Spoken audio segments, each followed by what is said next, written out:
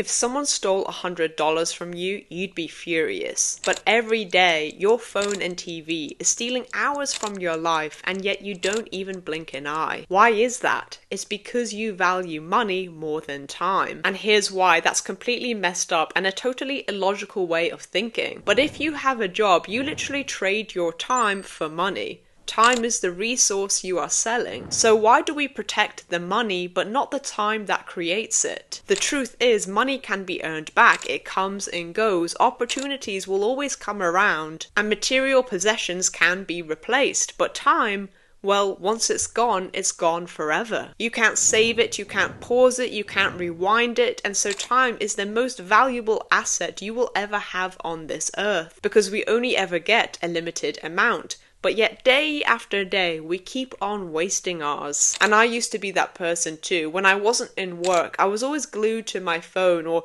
watching the latest Netflix series or spending my evenings binge watching YouTube videos. But the worst part is that I never felt fulfilled afterwards. I always felt regret that I had wasted my precious time. But fast forward to now and my life is completely different. It's filled with meaningful activities, hobbies, and a sense of purpose. And so in this video, I'm going to share with you 5 ways to stop wasting your time so that you can enjoy your evenings again and reclaim your peace of mind. Number 1, identify the time wasters. Let's be real, most people waste their time on instant gratification activities. Things like TV, scrolling on their phone, playing video games, binge watching Netflix. But if we're being honest, these are very low value activities because they don't really add to your real life or create any growth. For example, if you learn a language, well, now you get a return on that time because now you have more vocabulary to use. If you do a workout, you're building strength and health. If you read a book, you're gaining knowledge.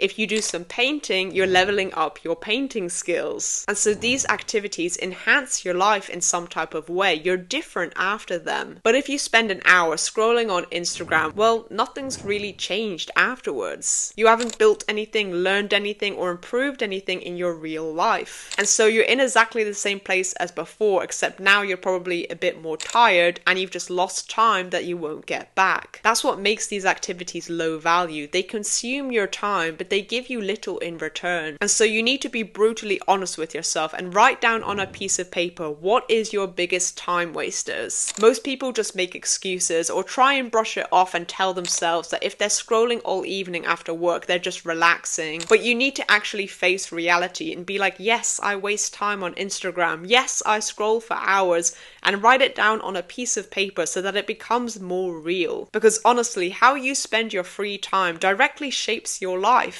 If you spend your evenings scrolling, well, in a year's time, you'll be the same person with the same problems. But if you spend those evenings learning a new skill, working out, or building a project, in a year's time, you will be unrecognizable. Your free time is where transformation happens because it's the only time that's truly yours to invest. So what you do with it will become who you are. Number 2, break the automatic loop. Here's the problem. Your bad habits are automatic. You finish work, come home, sit down, and before you even know it, your phone is in your hand and Netflix is on the screen. And so maybe you want to start doing something more meaningful with your time, but you don't know what to do. Well, the reason you don't know what to do is because you never give yourself the chance to figure it out, because you're stuck in the automatic loop of your old habits. When you're constantly feeding your brain instant gratification, you don't actually give yourself a time to think. You're always distracted, always stimulated, and so your mind has zero space to be creative or intentional about how you spend your time. So here's what you need to do. Give yourself space to think. Sit down with a piece of pen and paper and write out a list of activities that you would genuinely like to try doing in your spare time. What have you been genuinely curious about? What skills have you wanted to learn? What would make you feel accomplished at the end of the year? And honestly, one mindset shift that has really helped me is this: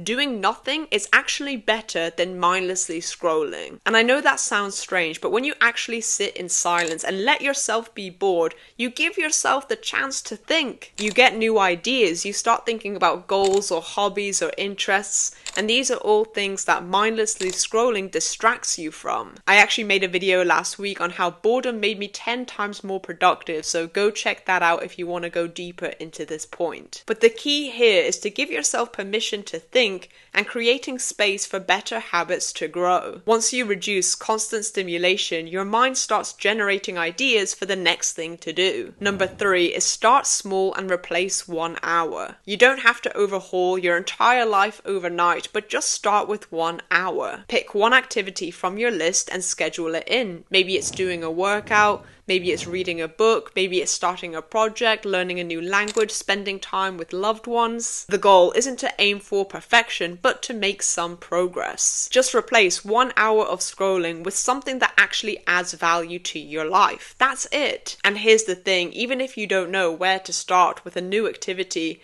well, researching it, planning it, or experimenting with it still counts. Because now you're still building momentum and making progress. For example, let's say that you don't know how to cook, but you want to start trying some new recipes. Well, if you spent tomorrow evening from 6 till 7 researching new recipes, picking 5 ones you like, then choosing one that you're going to start with, that's a very productive hour. And once you feel the difference that one productive hour makes, how much better you feel, how much more accomplished you are, as time goes on, you'll naturally want to replace another hour, and then another hour, and slowly your whole evening routine will start to shift. But now let's talk about the important part, actually scheduling it in. This is where most people fail, because they intend to change, but then they never decide when they're going to do it. There's a concept in the book Atomic Habits by James Clear called implementation intention, which is basically a fancy way of saying, I will do this habit at this time in this place. Research shows that when you define when and where you are going to do an activity, you are much more likely to follow through. No vague plan of maybe sometime after work I'll read, or yeah, I'll go to the gym this week at some point. Instead, you want to be specific and say tomorrow at 6 p.m. I'm going to sit in my kitchen and research recipes for 1 hour. That level of clarity removes the decision making, removes the mental argument, and makes the habit easy to do. And remember, small improvements compound, because 1 hour a day is 7 hours a week. That's 365 hours of the year, which adds up to over 15 full days of focused time spent on something meaningful. Replacing 1 hour can change everything. Number 4 is remove the temptations. You can have all the motivation in the world, but if your phone is right beside you, lighting up with notifications, you're most likely going to fail. So make the time wasters harder to access. Delete the social media apps from your phone. Log out of your Netflix from the TV. Put your phone in another room, or use app blockers or screen time limits. The easier it is to do a bad habit, the more you'll do it.